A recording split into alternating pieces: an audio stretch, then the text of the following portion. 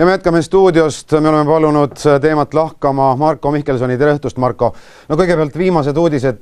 Täna vist kõige olulisem on see, et Eesti pantvangid on elu ja tervise juures.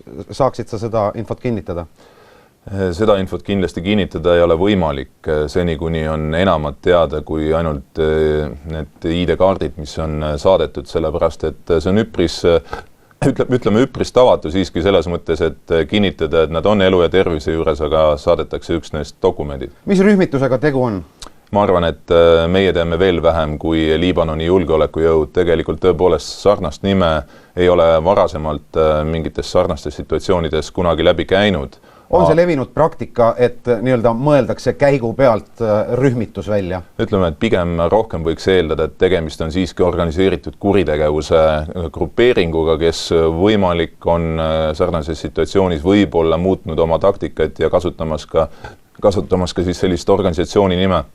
Täna on terve päeva käinud jutud ka selle kohta, et justkui oodatakse iga poole tunni tagant neid palju räägitud nõudmisi. Kas sinule teadaolevalt viimaste tundide jooksul on need nõudmised vastavate ametivõimudeni saabunud? Ma arvan, et kui need nõudmised oleks tulnud, ma usun, et nad oleks ka juba praegu avalikkuse ees, et me ei tohiks tegelikult sündmustest ette rutata.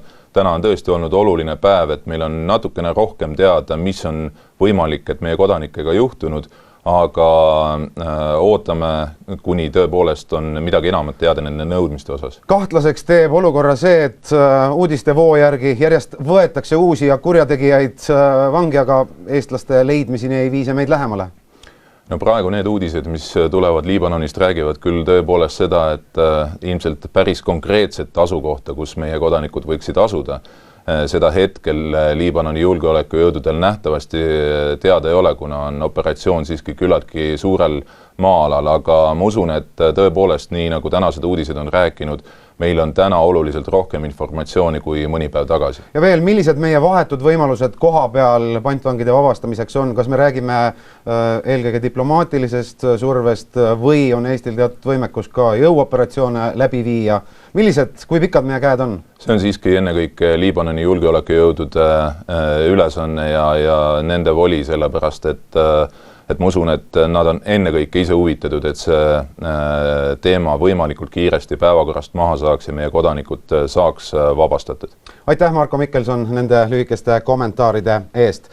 Ja head televaatajad, vaatame nüüd ära siis selle, mis meil veel tänases saates tulemas on.